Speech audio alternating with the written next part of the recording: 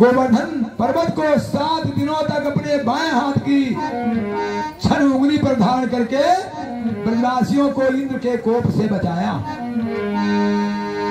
भैया कोई जाओ ना, आरती होने का समय है, बिना प्रसाद लिए कोई मत जाए। श्री कृष्णचंद्र भगवान का इस प्रकार ब्रजमंडल में ब्रज विहार चल रहा है।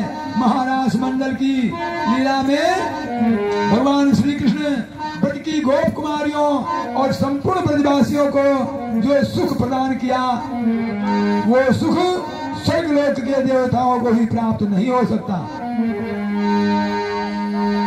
कृष्णाय वासुदेवाय देवकी नंदनाय नंद गोप कुमाराय गोविंदाय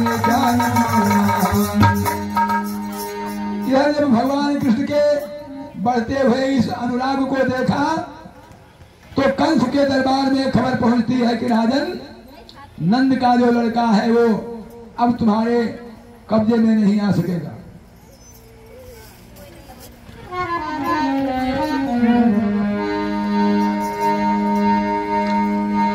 कंस के गुप्तचर दानवों ने कंस को खबर दिया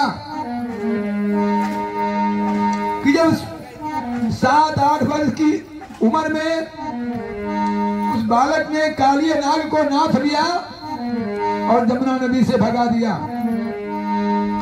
7 दिनों में गोवर्धन पर्वत को अपने बाएं हाथ की छन उंगली पर धारण करके और ब्रजवासियों को बचाया। तो ऐसा बलवान पुत्र नंद के घर जन्मा है। अब उसके हाथों से हम सभी राक्षसों का प्राण नहीं बचेगा। नारद जी महाराज कंस के दरबार में आ गए और नारद जी ने कंस को सलाह दिया कि राजन, बजाओ उसी अखाड़े में कुश्ती लड़ा दो कृष्ण बलराम को, और जब बड़े बड़े मल्ल योद्धा दैत्यगण तुम्हारे अखाड़े में ताल ठोकर कुश्ती लड़ेंगे कृष्ण बलराम से, तो निश्चय ही तुम्हारे दोनों शत्रु मारे जाएंगे। नारद जी की आज्ञा से भगवान श्री कृष्ण को और बलराम जी को अपने मथुरा नगरी में बुलवाने के लिए कंस ने ढोंग रचा। अक्रूर जी को भेजा कि हे अक्रूर जी, तुम रथ को ले जाओ और हमारा निमंत्रण पत्र, हमारा कार्ड, जो जैसे आजकल कार्ड लोग छपवाते हैं वैसे कार्ड लिख करके दिया और कहा जाओ ये हमारा न्योता नंद को दे देना और कह देना कि राजा कंस के दरबार में धनुष यज्ञ का उत्सव हो रहा है। देश विदेश के राजा महाराजा वहां आए हुए हैं। तुम्हारा भी न्योता है, अपने दोनों लड़कों को कृष्ण बलराम को साथ में लेकर के कल प्रातः काल मथुरा के दरबार में हाजिर हो जाओ। जब ये निमंत्रण पत्र अक्रूर जी ने ले जाकर नंद जी को दिया तो नंद बाबा बड़े चिंता में पड़े कि देखो, राजा कंस हमेशा तो हमको बुलवाता था, लेकिन अब की बार हमारे दोनों लड़कों को बुलाया है, कृष्ण बलराम को भी साथ में, जरूर कोई धोखा करने वाला है। क्योंकि जब से हमारे घर पुत्रों का जन्म हुआ है तब से दुराचारी कंस न जाने कितने षड्यंत्र रच चुका है।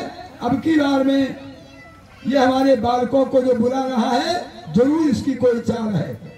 लेकिन फिर राजा की आज्ञा का उल्लंघन करना भी आसान नहीं था, इसलिए नंद बाबा ने संपूर्ण बाल बाल ब्रजवासियों को आज्ञा दे दिया कि कल प्रातः काल बैलगाड़ी पर बैठ करके सब लोग अपने अपने घरों से मटकियों में दूध दही माखन भरवा करके ले चलो, बैलगाड़ियों पर लाद करके राजा कंस के दरबार में निमंत्रण है, वहां पर धनुष यज्ञ का उत्सव है।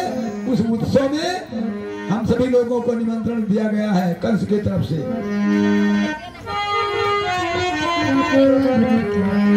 उसी रात अक्रूर ने कही नंद से बात कि धनुष यज्ञ को देखने